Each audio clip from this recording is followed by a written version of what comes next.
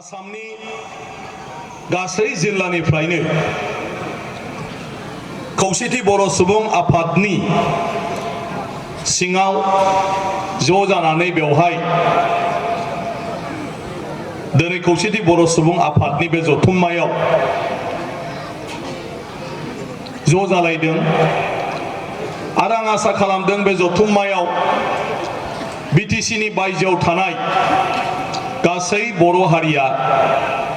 समाजखान्थि रांखान्थि सोलोंथाइ हारिमु राजखान्थि बायदिसिना बिथिङाव जों बबे लामाजों माबायदियै आवगायलांनांगोन आरो बेनि थाखाय मा मा हाबाफारि लानानै जों खामानि मावलांनांगोन बेफोरनि सायाव थारैनो गुवारै सावरायलायनानै माखासे हाबाफारि लानो हादों बेखौ आं फोथायो आरो बे हाबाफारिफोरनि गेजेरजों जेरै मिजिं खालामदों बेबायदिनो जोंनि बिटिसिनि बायहेरायाव थानाय बर' समाजा जों लुबैनाय बायदि जेरावबो जेथिंबो जोङो दावगानो हागोन बेखौ आङो मिजिं थिदों आं गोलाव बाथ्रा बुंनो सानाखै दिनै आङो साबायखर बावो खौसेथि बर' सुबुं आफादखौ बिटिसि जाखांनायनि उनाव जोङो मोनसे आसामावनो थानानै आलादा आलादा जि मोनसे प्रसासनिक बेबस्था प्रसासन बेवहाय थालायनानै जोंनि रायजो जानायाव अफिसियेल बिथिङाव जोङो एखे रोखोमनि माखासे हाबाफारि लानानै खामानि मावनो हायै बायदि जादोंमोन आरो बे बेलायाव बिटिसि ओनसोलनि बर'फ्रा गावखुंथाय गोहो मोननायनि उनाव बड'लेण्डआ 6थि सिडुलाव जाखांनायनि उनाव बिनि जिखिनि गोहोफोर बेखौ लानानै जोंनि राव हारिमुजों लोगोसे गुबुन गुबुन बिथिङाव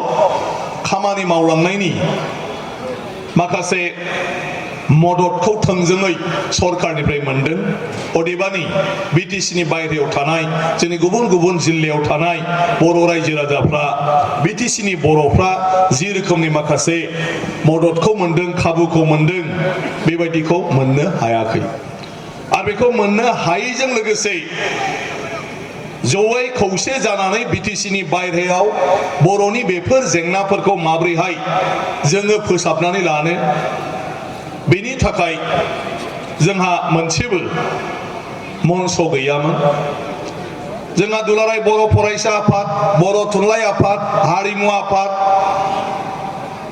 दुलाराय बर' आइजो अनसाय आफाद बायदि बायदि आफादफोर दं नाथाय बे आफादफ्रा बिटिसिनि बायहेरायाव थानाय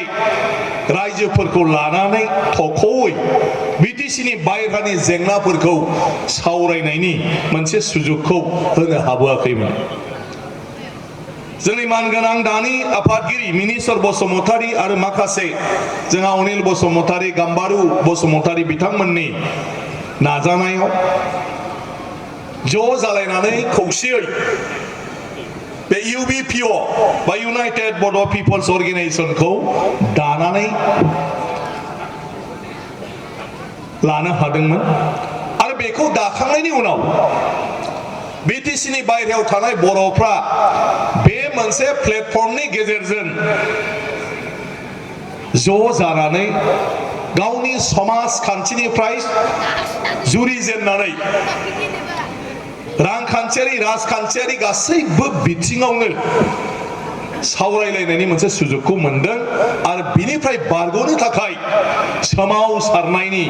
हाबाफारि लानानै खामानि मावनायनि सरकारनिफ्राय माखासे मोनथायखौ बिख'नायनि हाबाफारि लानानै खामानि मावबोनो हादों आरो बे खामानि मावबोनायनि गेजेरजों दिनै जों बयबो देरगानांगोन जे दिनैहाय बिटिसिनि बायहेरायाव थानाय बर'फोरनि थाखाय आसाम गभर्नमेन्टआ आरो भारत सरकाराबो गासै बर' गामिखौनो लानानै गासै बर'खौनो लानानै सेटेलाइट महरै बर' कसारी अट'नमास काउन्सिल दानो सिद्धान्त दिनै लाबाय UBPO नङामोनब्ला माब्लाबाबो बेबायदि सुबिदाया बेबायदि बाथ्राया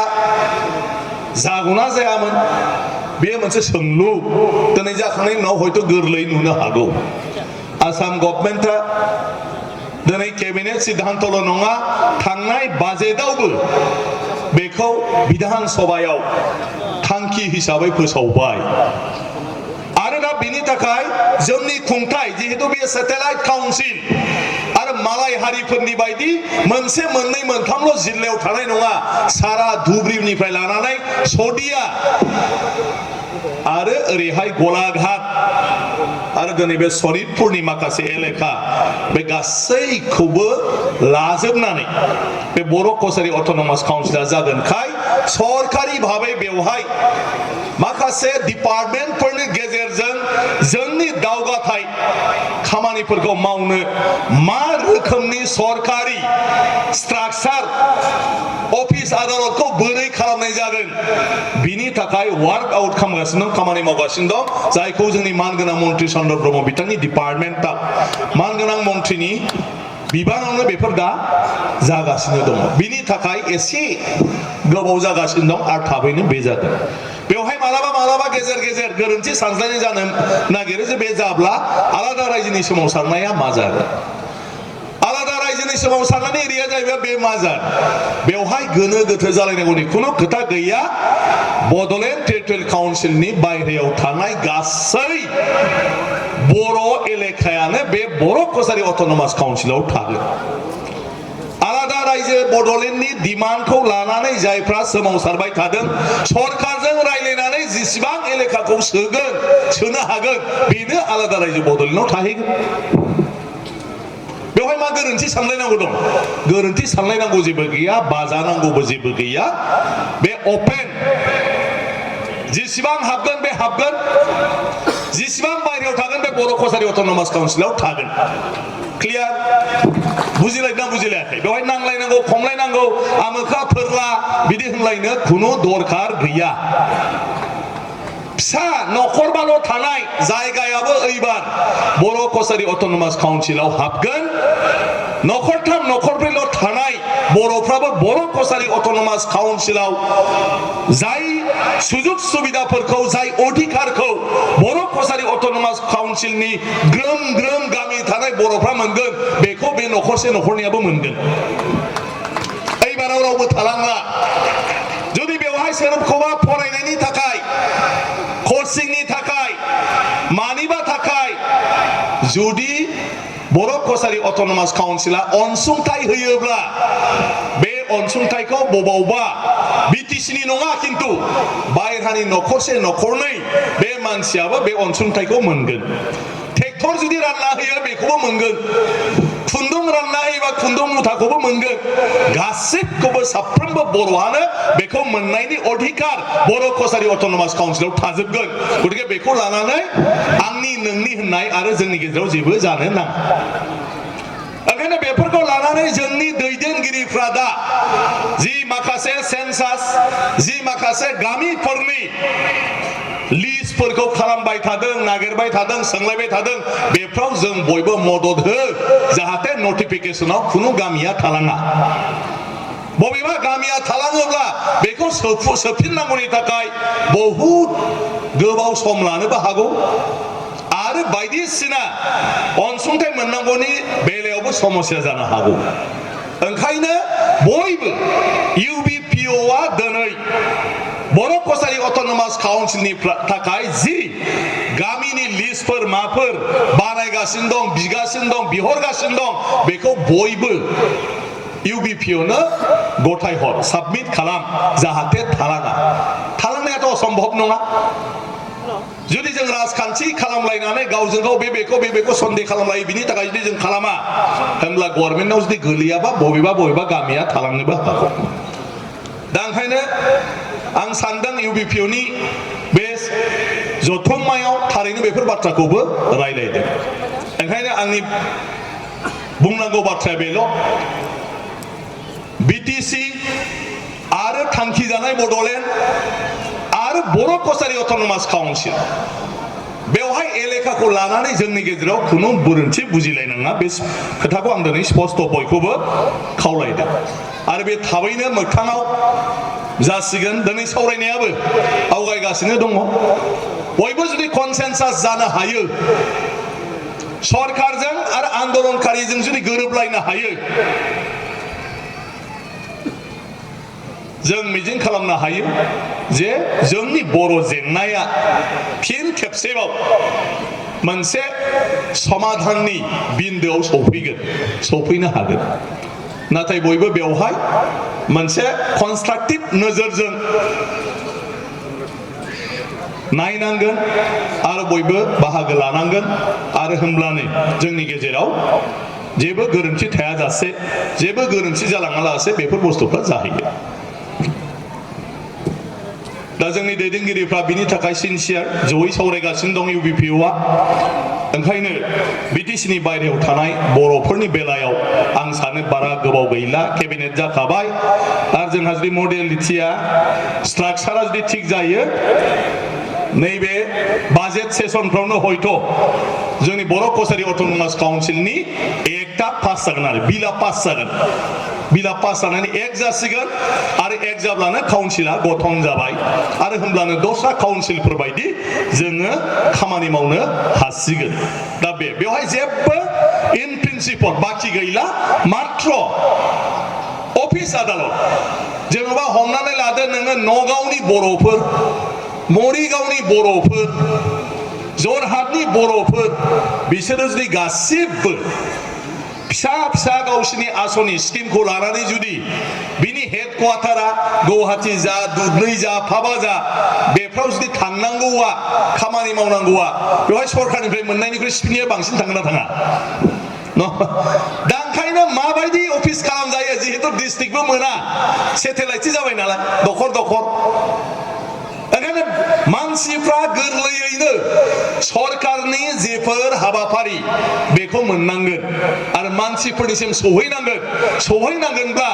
जोंनि एडमिनिस्ट्रेटिभ सिस्टेमखौ बोरै खालामनो बबेबा जायगायाव नोंहा गामि मोनबाल' दं बिनि थाखायथ' मोनसे डिपार्टमेन्टनि अफिसखौ बेवहाय गायसनजाया बेराफारसेथिं बे मोनबा गामिया नोङो 50 किल'मिटार बा 100 किल'मिटार थांनांगौ जायो दस्रा जायगायाव थाङोब्ला